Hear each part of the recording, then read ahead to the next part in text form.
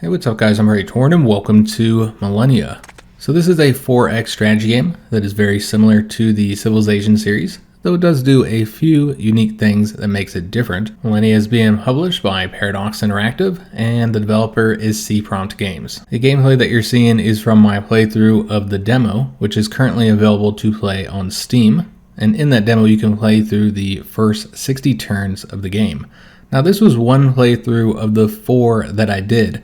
In this one I focused on tech, getting my knowledge high so that I could get through the tech tree, as well as on production to be able to construct more buildings in my cities.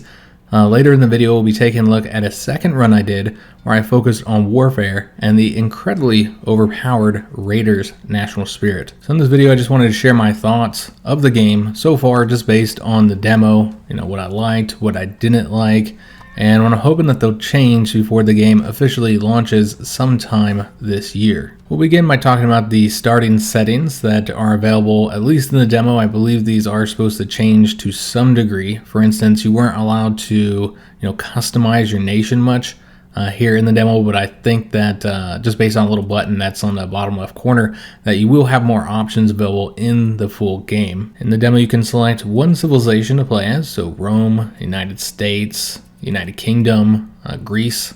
So you select one and each country is pretty much the same outside of their flag. You do get to select which color you want. I really hope they add some new colors, a bit more variety here, because I didn't like the colors that they had on display here in the demo. And it's not just the lack of variety, but the colors they do have aren't exactly the best ones. So I hope they give us a bit more options. But you can pick any color regardless of the country that you're playing as. And basically the country selection only determines your flag, nothing else, because all the countries are essentially the same. They have no actual bonuses to them like you'd see in a game like, say, Civilization or in Humankind, where they have the different cultures that you switch between, and each culture gives you different benefits. There are some starting bonuses that you can select between, so like increase production or be able to get settlers faster, or perhaps you'd like to start the game with a scout or an additional military unit. But they're really not that powerful overall. They don't seem to make a huge impact. It's an interesting development choice, one that really differentiates it from other games in the genre, where often the country you're playing as can have some significant bonuses and really determine the best way to play. In this game, you can play as whatever country you want to play as. If you want to play as Russia, you play as Russia, and then you can go any route you want to go. You want to focus on the science, or you want to focus on military, or I guess culture is not a huge part of this game. Culture works a little bit different from other games. So I want to say you could really focus on culture, but you can focus on production or focus on the economy, regardless of which country you're playing as. So I think some people are going to like this because a specific country doesn't lock you into an optimum way of playing. Others might not like it so much because it would impact your desire to do multiple playthroughs, since you don't want to play as this other country because they're exactly the same as the one you just played. I think the game does other things to make multiple playthroughs seem more interesting, particularly with the way they do ages, something we'll talk about here in a little bit. So I think there still is a lot of longevity and reasons to do multiple playthroughs, but some people I don't think are going to like the way that each country is so generic. Personally, I don't have any issues with them doing it this way. I just wish that the starting bonuses that you can select between, because they're not tied to which country you are, you can select any one of them.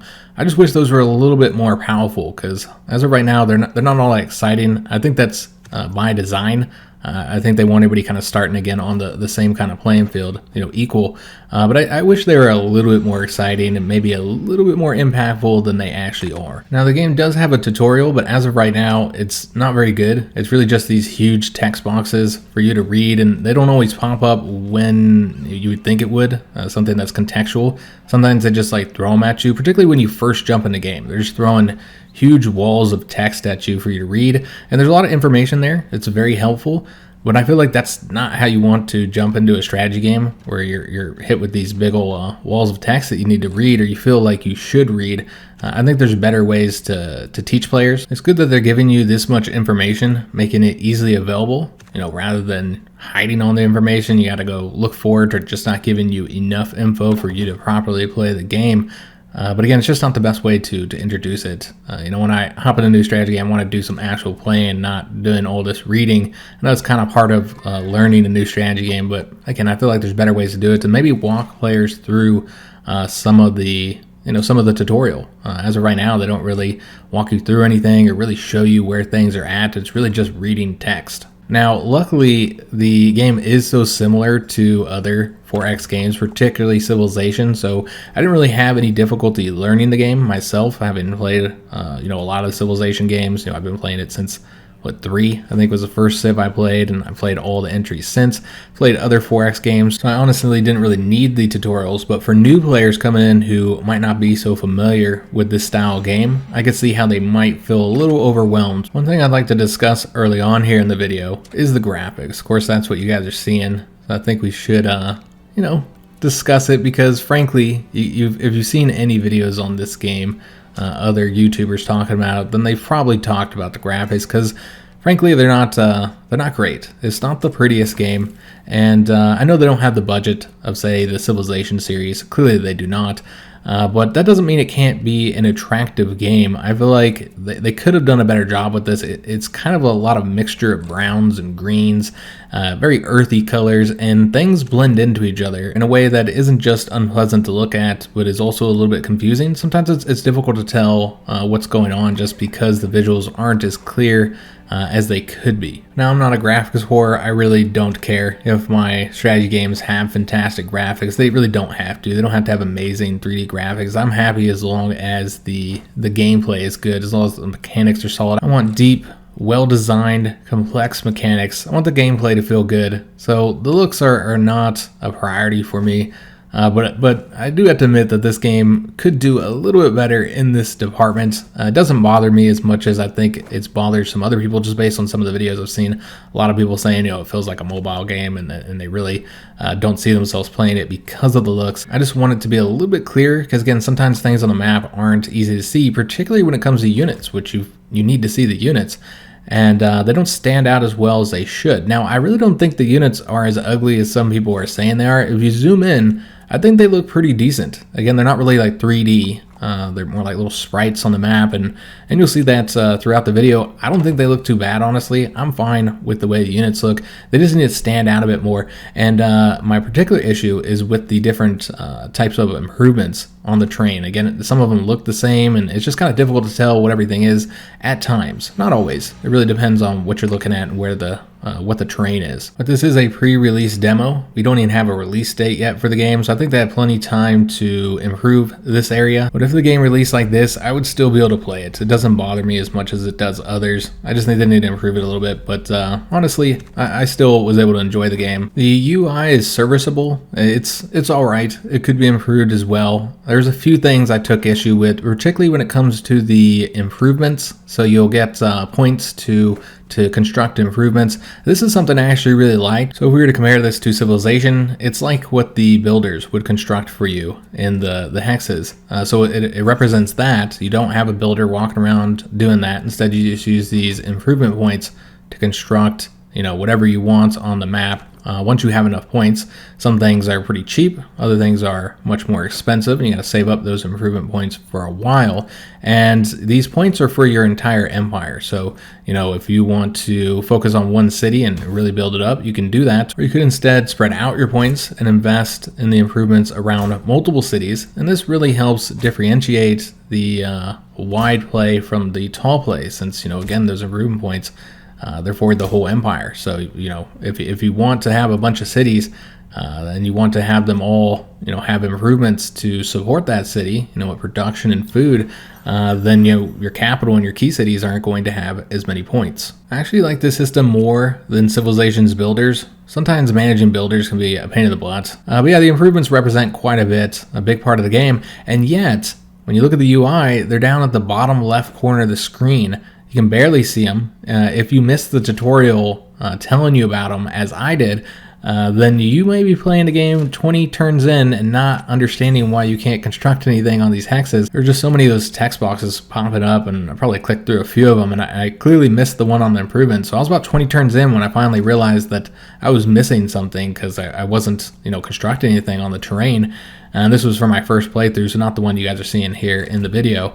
And then I kind of looked around it and found it and realized that I had all these points stacked up that I could use to, construct these, different buildings on the map. And so for something so important, I don't understand why they put it down there at the bottom. It's not really clear. I think it needs to be in a more visible position and maybe made a little bit larger because I'm not the only player that missed it. Quite a few people had this issue that they didn't see where those points were. They completely missed it. Even when they read the tutorial, they didn't realize where the points were, and so it took them a little while to figure that out. Just wasn't in the best place. And this is just one example. I just wanted to touch on one of them where the UI is not as good as it could be. Sometimes hides really important information, puts it in places that you wouldn't expect it to be. Now, when talking about the graphics, we have to address the combat screens. I think this is something I haven't seen anybody say they actually like them. I feel like I understand what the developers are trying to do here. They want to give you a visual representation of what's happening in battle. You don't actually have any control over the battles. So this is not Humankind. There is no tactical element to the game where you can actually control your units in battle. Instead, they basically take turns attacking each other based on their stats. I'm fine with that. While I liked what Humankind did, it also took you out of the the larger strategic gameplay a little bit too much. I love that Millennia has a lot more complexity to the combat system. They have attack, defense, they have morale, which at one point I think was called organization, but I believe they call it morale now. So there's a lot more to the combat than you would typically see in these 4X games. So I'm really happy they've done that, and I can understand why they'd want to have a visual representation. So you can see what's going on, understand what's happening. For example, you do a siege battle. While looking at the actual combat screen, you can see that your archers are shooting over the walls and hitting the enemies, that are beyond the walls, while your melee infantry, which they call the line infantry, they're just attacking the walls first, and they have to destroy those before they can attack the units on the other side. The battle screen also shows you that your range units cannot be attacked as long as you still have line units in front of them. So if your line units, haven't been destroyed due to their health being completely reduced, or haven't fled to battle due to their morale being reduced, as long as they're still in the front, then those range units cannot be attacked. So the combat screen is how the game illustrates this to the player, lets you see these mechanics play out. So I get why they have the battle screen, but it's not good. It's frankly not good. I do not like the way they do it. I find myself just clicking through it as quickly as possible. There is at least a button to fast forward through it. You can also just close out of it. But it's often difficult to not click on it. If you want to click on your units and they are attacked, then the battle screen button is right in front of it, so you got to click on it. And so it brings you out of the game for just a second, even if you close it immediately. And so it becomes annoying. Once I know those mechanics, I know how the game works, I'm not entirely sure what the battle screen is really adding. Even when I first started playing the game and it was all new, I didn't really enjoy watching the battles. I pretty much clicked through them immediately, so it doesn't seem like it adds a lot to the game. So like many others who played the demo, I did not like the battle screen or the animations, and I wish there was a way to basically close it easier. I don't even know if I tried this, but like if you could right click on it just to dismiss it immediately, so you don't have to click it and watch it open up, and it all takes just a couple seconds, but there's a lot of battles in this game throughout an entire campaign, and so those few seconds adds up. So you wait a couple seconds for it to open, and then you click the X to close it. I'd prefer if there was an easier way to do that for people who don't want to see that, or perhaps add a summary. Tell me what happened in the battle, who did the damage, something real quick that I can see. I just don't think that we need the battle screen at all, honestly.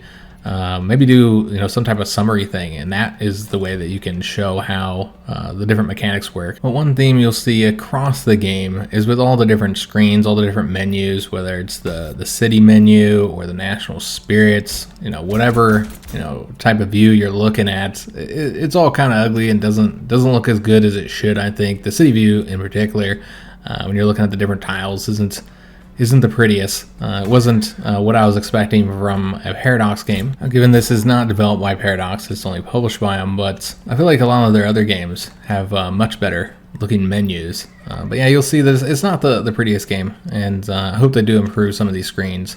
But one thing I did want to mention when it comes to the city view is I really like the sounds, the audio when you click on the city and you have that open.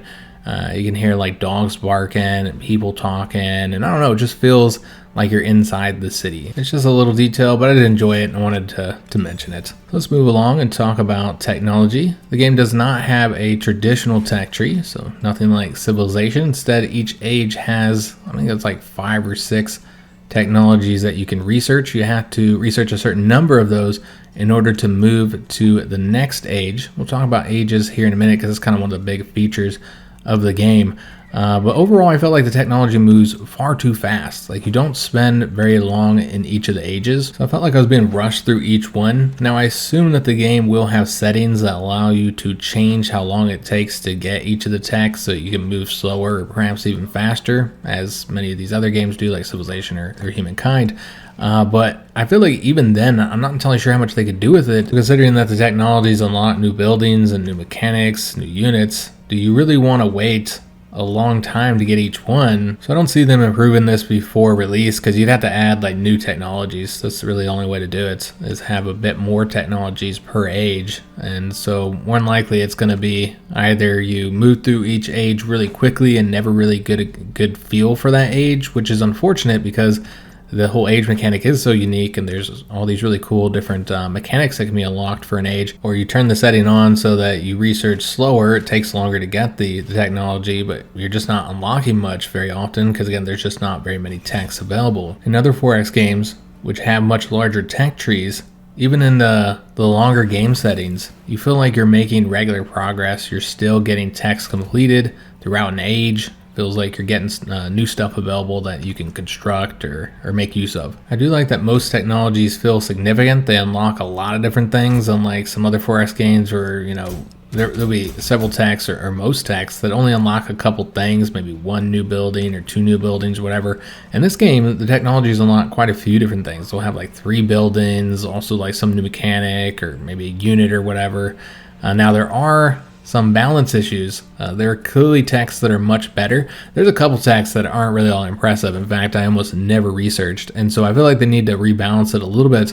But because there are so many different things available that each tech grants you, they could definitely split it out a little bit and maybe add in 1 more tech per age or something. But what really stands out in Millennia is the age system. This is really their highlight feature, the one that really makes it different than other games in the genre. The first 2 ages are quite standard. You start in the Stone Age and then you move to the Bronze Age. It's once you get to the 3rd age that you'll really see this unique mechanic play out, which, by the way, is the last age that you'll be able to do in the demo. That's all the time you'll have for, and even if you move pretty quick, you're probably not going to get most of the text done in that final 3rd age. So the way this works is that each period has like 3 to 4 different ages that you can move into. So you have the historical age. So in the case of the 3rd one, the historical age is the Iron Age. And so if you just moved into that, it'd be like any other historical 4X game. However, there are also 2 other ages that the world may move into, which, do keep in mind, the ages are based on the whole world. It's whichever civilization gets their age research first will select what that's going to be for the entire world. So this does give you an incentive to try and be the first one to complete the age, so you can set what it's going to be for all the other civilizations. There's an additional incentive, which is that it gives you 10 points of innovation, and so that will help you get good events. There's an innovation chaos system. The higher your innovation is, the more likely you're going to get good events, and the higher the chaos is, the more likely you're going to get bad events. So you do want that innovation, and so that's another reason to try and be the first one to complete an age. So this results in an interesting choice. Do you want to continue to research techs and get the advantages that those give you, or do you want to instead go after the next age? And if you get techs, it actually will speed up the time it will take to get the next age, but that time reduction to research the age does not make it quicker overall. You're still better off going for the age first if you want to try and be the first one to get it. However, if you weren't the first one and you stay behind and research some of the other techs, then you will be able to get that next age a little bit quicker than you would have if you were, say, the first one to go after it. So of the 2 other ages, there's a crisis one and then an alternate age. So the alternate age is one that gives some pretty interesting different mechanics, and we'll talk about the 2 ones that are in the demo here in a second, but they unlock different mechanics some different technologies. There are some technologies that are shared across ages, so there might be like 2 techs that will be available regardless of the age that you're in. And then there will also be like buildings or units or whatever that will be in all the different ages, but they might just be under different technologies. But generally, you're going to have at least 3 unique technologies for every age, give you some new buildings and new units, new mechanics that you wouldn't get access to if you didn't enter that age. By the way, the historical ages do have their own mechanics and modifiers as well. They're just not as exciting as the ones you'll see in the alternate or the crisis age. So then you have the crisis age, and that one generally is bad. That's what it's supposed to be. It's supposed to be a negative, one that you would usually want to avoid. Although when we talk about the age that's available in the demo, I'll say that there is some reasons to go after it. But essentially, to get the alternate age, you have to complete some type of objective. And once you do that, it'll be available for you to research. And you'll have a choice. Do you want to get the alternate age, or do you want to go with the historical age? Now, there's also an objective that has to be completed for the crisis age to be available. But if you succeed at completing that objective, then you have to go with the crisis age. So I did find a bug with this, or maybe it's a feature. If you're already researching the alternate or historical age and then you complete the objective that locks you into the crisis age, it doesn't actually change it.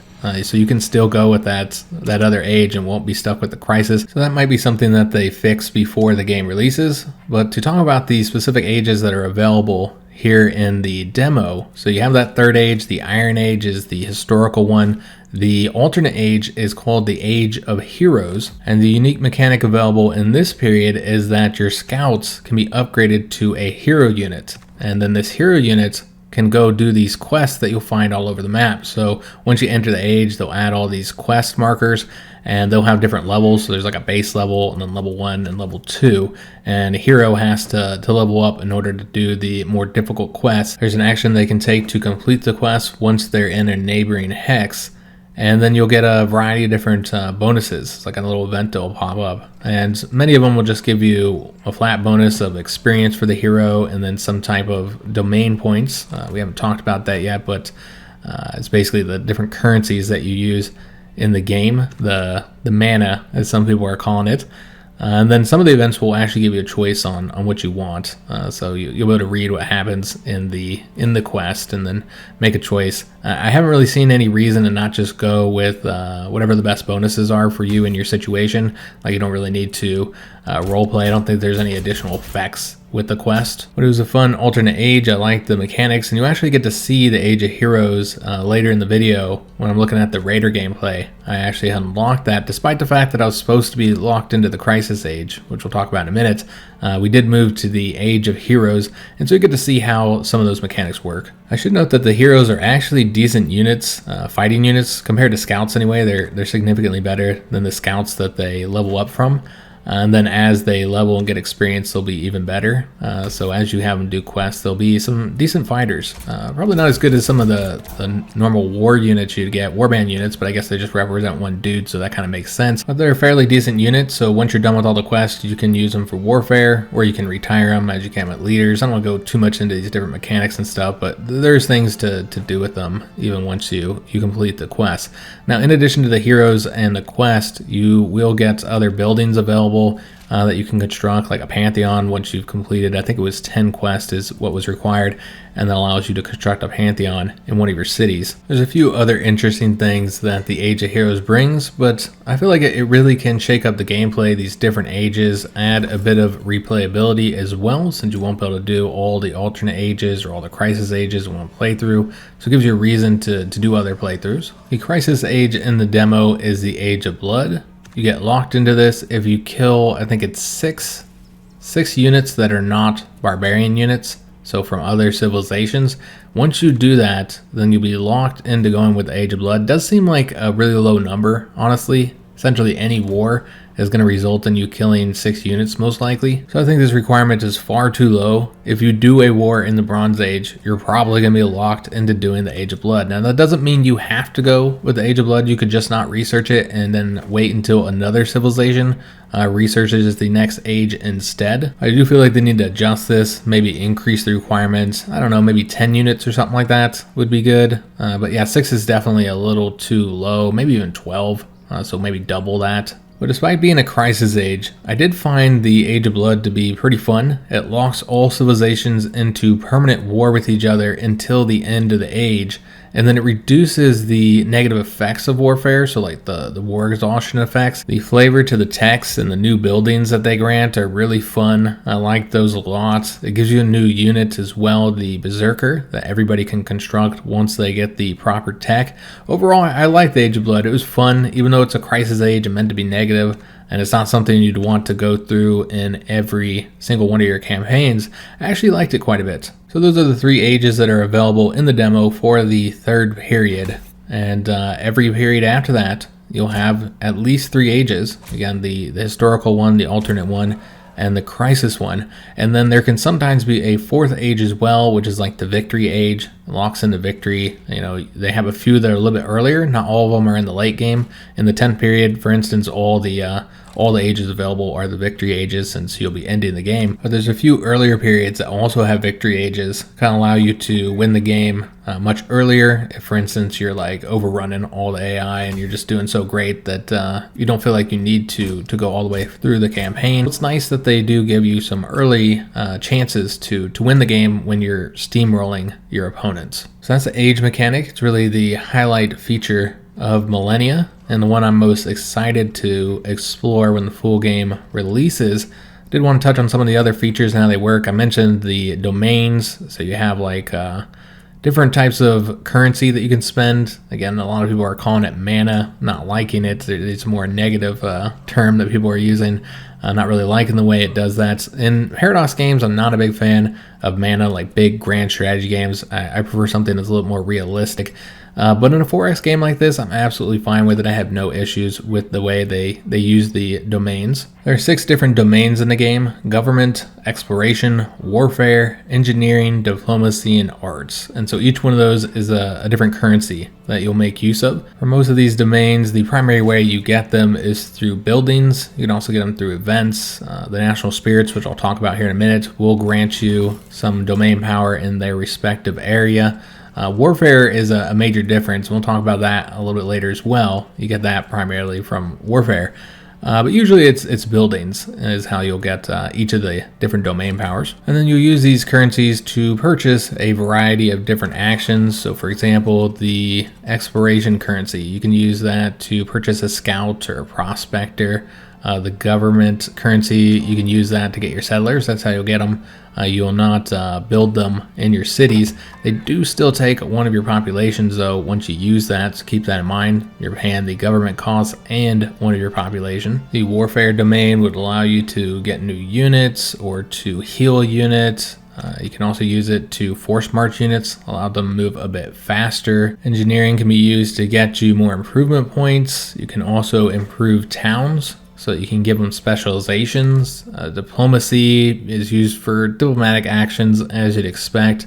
The arts I didn't get to play around with much because you get that towards the end of the game. That's one of the last ones that unlocks. In fact, I think it is the last one that unlocks. So I have no issue with this mechanic in principle. I don't really look at it as mana or a problem for the game. However, I will note that they are a little unbalanced. Certain domains are clearly far more useful than others. Like the exploration domain was not that impressive, at least not initially. Getting yourself a scout, I mean, scouts are great for exploring, and as I mentioned earlier, in the Age of Heroes, your scouts are the ones who become those heroes. You level them up to that. And so getting scouts is helpful, I guess, but how many scouts do you really need, particularly if you're not in the Age of Heroes. Getting a prospector, they'll find gold in the hills for you. That means the hill gives you gold instead of production, so I don't know if that's a good thing. It really depends on your particular situation. There's a few other things that it will give you, but overall I didn't find the exploration domain to be as useful as some of the others. Government domain is incredibly powerful. Warfare can also be quite powerful. But yeah, just some of them aren't as well balanced, aren't as useful. National spirits both grant you a regular production of their respective domain, and they cost domain power for you to unlock the different bonuses from those national spirits. So that's what I want to discuss next is the national spirits. They provide a unique set of powerful bonuses to spend domain XP on, as the developers say. I would say that some of the bonuses are not so powerful. They're helpful. Other ones are ones you might not even want to invest the points into because they just don't help that much. But overall, I really like the national spirit system. Allows you to customize your nation in a way that I think is necessary, considering the fact that you don't have the unique bonuses for the countries. I think this actually replaces those unique bonuses. That's what the design is. And in that sense, I really prefer it over the unique country bonuses because, you pick a certain country and then you're locked into those bonuses as soon as you hop into the game, even if your starting conditions don't really fit for your respective bonuses. In Millennia, you can select national spirits that fit with your starting conditions or the way that you want to play the game. And so you'll get one national spirit on every second age, so age 2, age 4, age 6, and age 8. We only can see the national spirits for age 2. Those are the only ones that are available in the demo. So there's 3 for the exploration domain. I assume they have a lot in this second age simply because that's a big part of the early game. You're exploring. So those are the ancient seafarers, the naturalist, and wild hunters. The warfare domain has 2 national spirits, raiders and warriors. Engineering has 2, the God King dynasty and mound builders. And then diplomacy has 1, and that's Olympians. So in total, that means you have 8 different choices. I tried 3 of those in my playthroughs of the demo. I liked all 3 of the ones that I selected. There are some that I didn't select that I felt like were not as powerful, not as good, or were only something you'd want to select in a very specific and probably rare circumstance. So I really like what they're doing here. They just need to spend a bit of time to balance these a bit better, and some of them I feel like could use much more powerful bonuses than what they currently grant, while other ones just tone them down a bit, and then I think you got a pretty solid feature here. When it comes to the economy, I think that they might have the best economic system of any Civ-like style game. It's far better than any of the civilizations that I played.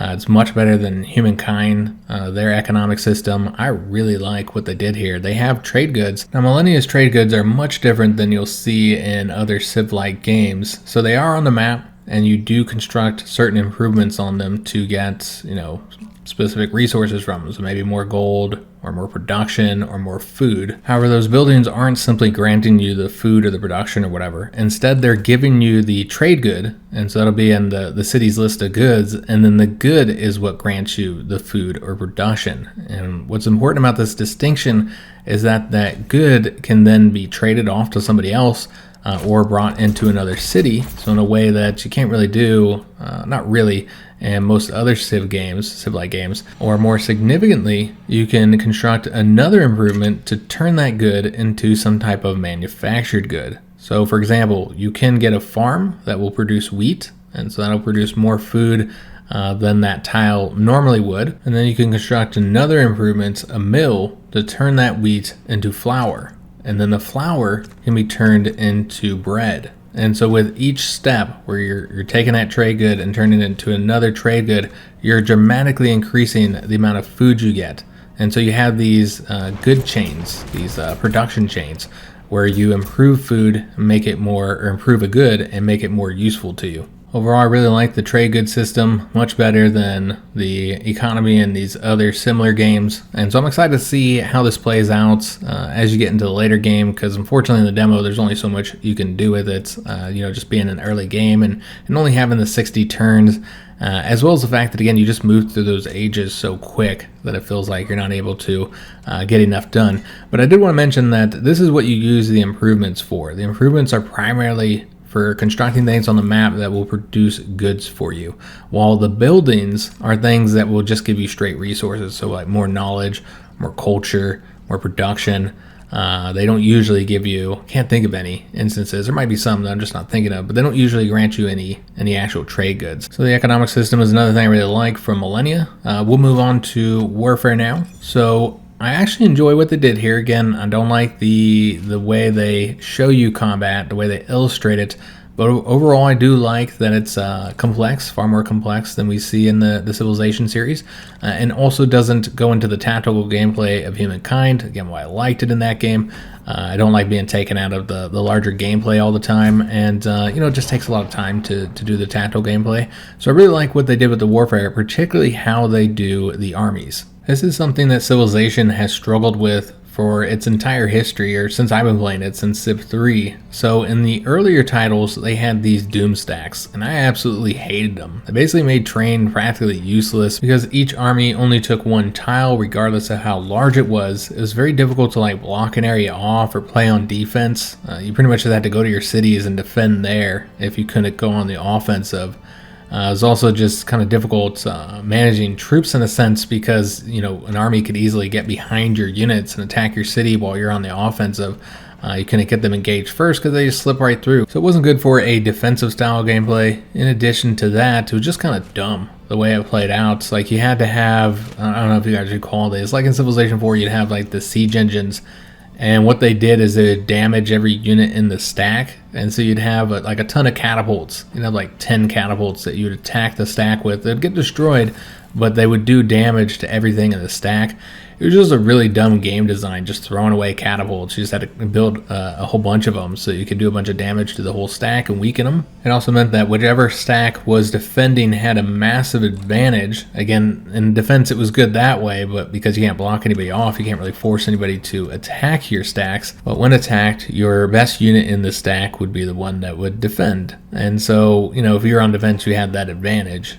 So if you had a unit that countered the unit they were using, then, you know, basically ensured that you would win that particular battle. And I don't know, it just wasn't good gameplay. I didn't enjoy it at all. It was my least favorite part of Civilization 3 and Civilization 4. So in Civilization 5, they got rid of the stacks, spread the units out because there's one unit per tile, and I very much favored that over the, you know, the big huge doom stacks. However, that wasn't perfect either. That had all kinds of issues because you had to move every individual unit. So you got a ton of units that you're having to move. Results in a lot of micromanagement and a variety of other issues. It also wasn't very realistic. That's not how armies travel. And it didn't allow for the combined arms tactics that the doom stacks had, where, you know, you could counter whatever they're attacking you with. So I really didn't like that element of it. I still preferred the Civilization 5, Civilization 6 way of combat to the previous games, but it did have its issues as well. Now, Civ 6 tried to improve upon this by allowing you to combine two units into like a stronger unit, but it really only improved them by a slight amount. It was really only worth it if you had a ton of production to build a bunch of units, and it was necessary to some degree so that you could have those more powerful units, but still wasn't the best fix for the system. So Millennia does the same thing that Humankind does, where it has armies, but the number of units that you can have in the army is restricted, and that restriction is increased with technology. So Humankind had the same system, though again did have those tactical battles, but Millennia has that. So you have, I think it's 3 units in an army initially, and then eventually you can get more. And so that allows for those mechanics where you have those line units protecting the archers who are behind them and thus can't be attacked. And you can also have unique mechanics for like cavalry. So cavalry, they attack last, but unlike the other units which randomly attack, the cav attacks the weakest unit. That's to kind of represent their mobility. They're going to attack the enemy where they are weakest to try and destroy that unit, and so that's kind of the bonus of cav. And so you can have those combined arms elements where you have the different types of units assisting each other and doing certain things better than others. You can have that in this this warfare system. So as I mentioned earlier, I really do like the military and warfare system. The only issue that I've had so far with it, besides again that weird combat screen, is the fact that I haven't noticed that any units require any trade goods, which is really strange. You generally don't see that in these type of games. You usually need to have, you know, iron to build certain units, or you gotta have coal to build a unit, or horses to build a cav unit. And I haven't seen that in this game. Maybe I missed it. Maybe I wasn't noticing it, but it sure seems like you don't use any trade goods, even when you produce trade goods like spears. So that's one of the trade goods that you can make. And spears add to your military experience, so the domain power that you get. So the spear trade good is useful to have, but you don't use them to actually produce a spear unit. So I thought that was kind of weird, and maybe you guys noticed something different, but I have not seen any units require trade goods. So I'm not sure how I feel about that. While there are some good parts of that, like you don't have to be worried if you don't have access to certain trade goods like iron or whatever, I feel like if you're going to produce a certain kind of unit, like you're going to produce a horseman, you should probably have access to horses. So I did want to note that I had never encountered this, requiring certain trade goods for a specific unit, and I did think that was a little strange. There were several things I also didn't get access to in the demo just because they don't let you go far enough. So religions, for instance, they unlock later in the game, so I didn't see that mechanic at all. They don't even have like early game religious stuff.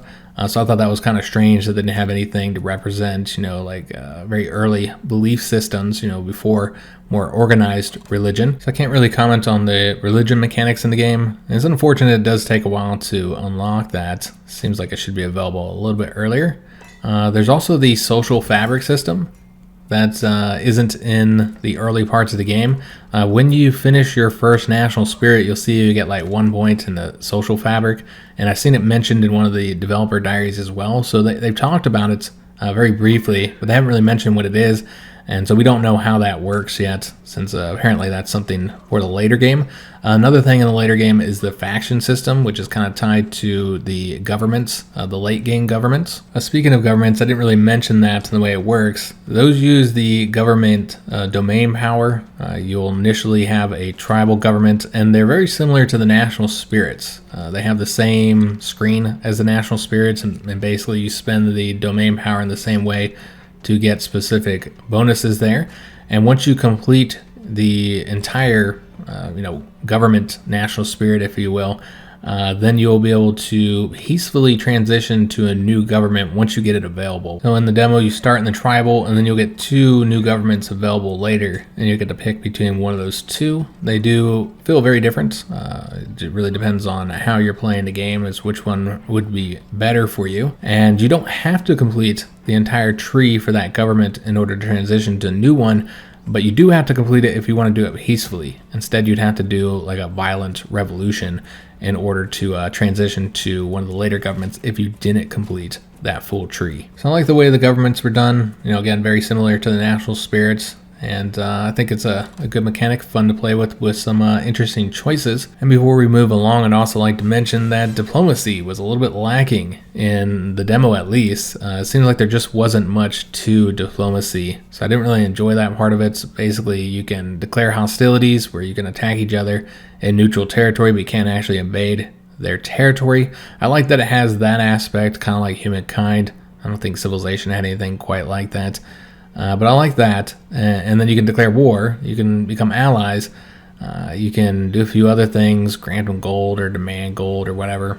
There's just not a lot to the diplomacy overall from what I've seen. Maybe it'll get better later in the game or in the full version of the game, but I wasn't really impressed with diplomacy. I felt like I very rarely engaged in it, and it just wasn't much to it. It wasn't all that fun to play around with, so I hope they improve that. Maybe it just won't be a major element of this particular game though. So I'd like to end this video by talking about the overpowered Raiders National Spirit. I feel like this will give you a good sampling of the warfare and also discuss how a specific national spirit works. But here on the screen you'll see all their bonuses, and as you read through them, it'll probably become apparent why this is overpowered. So each one of these will create 2 Raider band units in your homeland. So it results in a very massive army being formed without having to use any production to get these. Now you are using that domain power for the military. You can use military domain power to spawn units in your territory. However, as you do that, because you'll have a generic one that you can use, and as you do that, it'll get more and more expensive. But with this particular national spirit, we're getting all these ones for around the same cost. They're like 20, 25, 30 for these initial 5. And they're all granting us 2 Raider bands, where normally when you use your military experience to get a unit, you only get the 1 unit, and it'll get more and more expensive each time, and so you're really getting a ton of units for a very cheap cost here. Another issue is some of the bonuses the National Spirit grants you. First of all, it reduces the upkeep cost of the Raider band to nothing, and so you're producing a massive Raider band army. And you can produce more of these because it'll also give you the ability to construct more, to spawn more Raider bands in your settlements. It's the Create Raider Warfare domain power that'll be available. And that one acts as it normally does, so each time you use it, it gets more expensive. But the point is you're going to have a massive Raider band army, and you're not going to be paying them anything. So there's no upkeep costs, and thus there's no real reason not to keep producing these whenever you can. There's no limitations to the size of your army, and that is incredibly overpowered. I should note with this particular bonus, this is not the only national spirit that grants that. If you go with the warrior one, that lets you get the Spartans, and you can also reduce their cost, their upkeep cost to nothing, and they're a bit more powerful in general. I feel like they're not quite as powerful of a national spirit as this one is, nowhere near as powerful. But you can also reduce their upkeep down to 0, so I should mention that this is not only with the Raider bands. And then there's the fact that the national spirits are just making the units better and better, so they can get a lot more value from raising, as you'd expect from a Raider band. They can also increase their movement, so they move a lot faster, get around quicker, and thus can destroy more. They'll also increase their attack power against militia units, meaning they're going to do much better against cities, which that's typically the more difficult fights when you're doing a highly defended city, and so they're much better attacking cities, and they get a bonus where they will increase their health with every victory, which means you can keep moving with the Raider bands. They don't have to stop to heal as often as a normal unit does. In addition, I talked about the innovation mechanic and how it gives you these positive events. The positive events are often based off of what your national spirit is, and so if you have the Raider national spirit, then one of the events you'll get will make Raiders significantly better. It'll increase their attack and their defense. I think that's the first one you get once you have the Raider national spirit. And then if you get another innovation event, then that'll allow you to build Raider bowmen. So you can have not just the Raider bands, but also bowmen to support them. And I believe they get all the benefits, all the bonuses that the Raider bands get. It should be mentioned that bowmen are incredibly powerful in this game. They have like a stupid attack modifier against the line units. Now they do terrible if they're being directly attacked. But as long as they have line units in front to defend them, they do stupid amounts of damage. Overall, I think the entire combat system, while I really like it, I feel like it is completely unbalanced. There's some real issues here. I think the archers are way too powerful. They do not fit with history, with how powerful archer units were historically. Now we could talk about like the English longbowmen in the Middle Ages and stuff, but that was not the usual archer unit. Generally, they did help soften units up, but you didn't typically win wars and battles with archers. Again, you do have to make an exception for what happened during the 100 Years' War between England and France, but that was not the usual case throughout history. Typically, archers were helpful. It was good to have. You definitely wanted to have them in your army if you could, but they weren't going to win the battle for you. It really came down to the melee battle or the cav or different tactics or whatever, but it wasn't the archers that were generally winning the wars for you. So I do think it's kind of odd that they are so overpowered in this. So I think they need to maybe rebalance some of the different modifiers. But yeah, so basically what you're getting with these Raider bands is a massive army that you don't have to pay, that's incredibly powerful, very fast, really good at attacking cities, gains health as they win victories. So when you combine this with what is really the heart of the problem, and that is the way military domain power works. So with all these bonuses, in order to get them, you need to use military experience. You want to build more Raider bands, you need military experience. However, you get military experience primarily from doing war. So basically, all these bonuses are going to make you better at war, right? And then you go to war and you do battle, and that's going to get you more military experience. And then use that military experience to get more units or to improve your units, and thus you get better at war, which will get you more military experience. So these two systems feed into each other, the warfare and the warfare domain power, and I think they should in a way, but it kind of snowballs out of control where I was just producing stupid amounts of warfare experience. I could produce these huge, massive armies. I could even throw them away in dumb attacks and it wouldn't even matter. Because I knew I had so many of them. Now, given you do want to keep your units experienced and stuff, so you probably don't want to throw them away on dumb attacks, but sometimes you had to take certain really well-defended cities. But I just had so many units and so much of the domain experience power. So basically, once I got the ball rolling, I could not be stopped. I was able to conquer everybody around me. So I could conquer the other civilizations, and then the independent cities, which were akin to civilizations' city-states, which there's not really a whole lot to them. They're kind of lackluster compared to what Civ does with the city-states.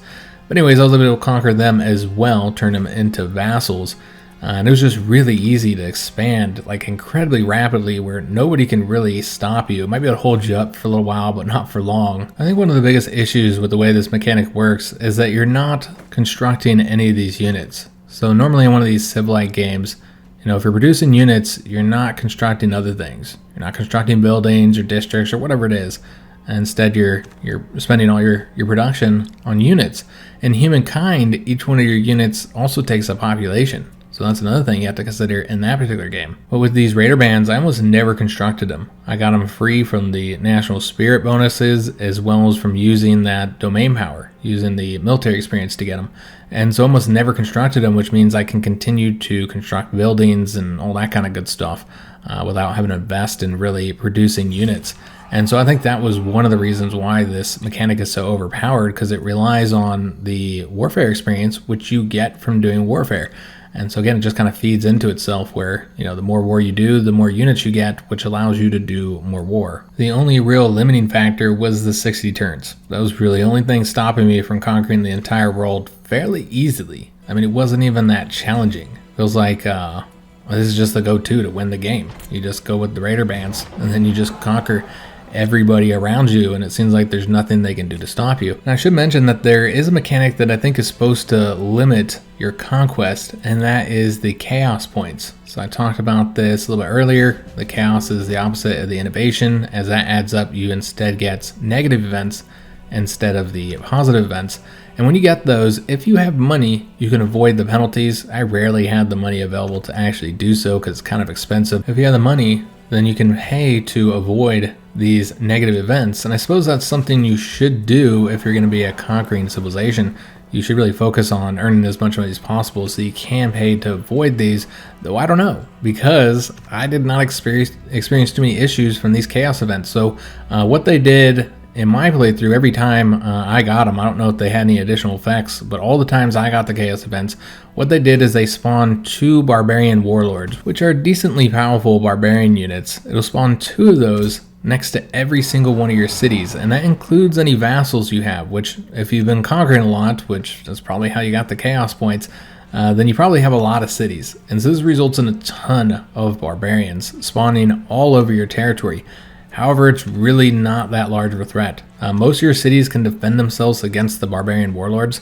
Now, given that they're attacked by like 4 or 5, they might have some issues, but overall the cities do a pretty decent job, even without any walls, defending against the barbarian units. But you will need to have some units around your cities to kind of mop up these forces and deal with these constant rebellions, I guess, these constant barbarians rising up. And so that's what I did. I just kept a few armies behind my lines, around my cities to mop these up.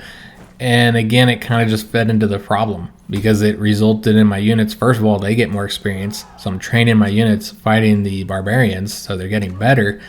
And you get the military experience from fighting the barbarians. And so every time they spawned all these barbarians for me to fight, it just means I have more units to defeat and get more military experience. And thus I can use that to then, either get more warbands or to heal the warbands that are on the front line fighting or speed them up so I can get to my enemies quicker. So it was actually more helpful than harmful. Now, given sometimes they had to loot your stuff and that was a pain. But for the most part, I just didn't have any issues, despite how overwhelming this looks when you have this many barbarians across your territory. So it looks like it's going to be a serious problem. Overall, it wasn't that big of an issue. So basically, the Raiders' national spirit was way overpowered. I think the Warriors is probably similar, just not as overpowered. I didn't use that one, so I can't say for sure. I think the Raiders is much, much better, even though the actual units aren't quite as good. The Raider Band is not going to be as good as the Spartans as you'd expect. You just have so many more of them and all the other mechanics surrounding them. I think that it's overall better than the Warrior National Spirit. But even that's probably an issue since you can spawn those using the military experience too, and their national spirits make them really good. And so I think that these ones are too overpowered, and that's often an issue that strategy games face. How do you make it so that warfare isn't too overpowered, since you can use warfare to conquer the cities of the other civilizations, and then you get their production and their gold and their food and all that kind of good stuff. And so why even focus on other things rather than warfare when you can just take everything from everybody else. So this is something that all strategy games kind of struggle with, you know, how to balance that. But Millennia is really unbalanced. It's on the point of being broken, frankly.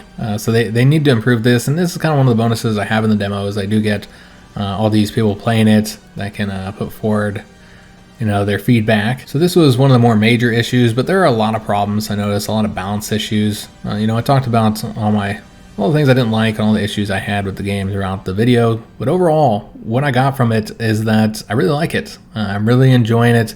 I actually think that it is a competitor to the games like Civilization, Humankind, particularly when you consider the fact that this is pre-release. I assume they're going to continue to improve it over the next several months. It's supposed to release this year. We don't know when. And I think the most important aspect of any turn-based 4X game is that it has that one more turn feel, that just one more turn. I have to play one more turn because I got to do this or I got to do that, and then I'll get off. And then before you know it, the sun's coming up and you got to go to work in a couple hours. This game definitely has that element to it. I wanted to keep playing, and every time I got to the 60 turns, I was actually encouraged to play again. I did 4 playthroughs, so that's saying something. I usually wouldn't do something like that, but I enjoyed it so much, and I wanted to try the different national spirits and the different ways to play the game, and I also wanted to experience all those ages. So I did the Iron Age, I did the Age of Heroes, and I did the Age of Blood. I wanted to see what they're all like, and again, I enjoyed all of them. I think they add a little something to the game. Obviously, the historical age is, you know, generic and what you'd expect, but those alternate ages and the crisis ages are really fun and really mix up the gameplay. And as I've expressed throughout the video, I feel like while the game does have some issues, Millennia is doing some really good things that make it quite a bit different from the similar, you know, games in this genre, the Civ-like games, Civilization, Humankind, whatever. It's doing some things that make it feel different, and I think can compete with those games. So I'm excited for its release.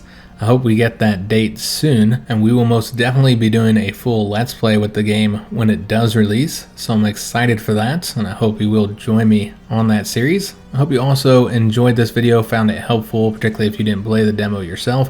If you did play it, I'd love to hear your thoughts on it. What do you agree with me on? What do you disagree with me on? Or maybe there's some things I completely missed, didn't even discuss. I just love to hear your guys' opinions for those of you who did play it. But again, if you found this video helpful or enjoyable, please leave a like on it, subscribe to our channel, hit that notification bell, and leave a comment.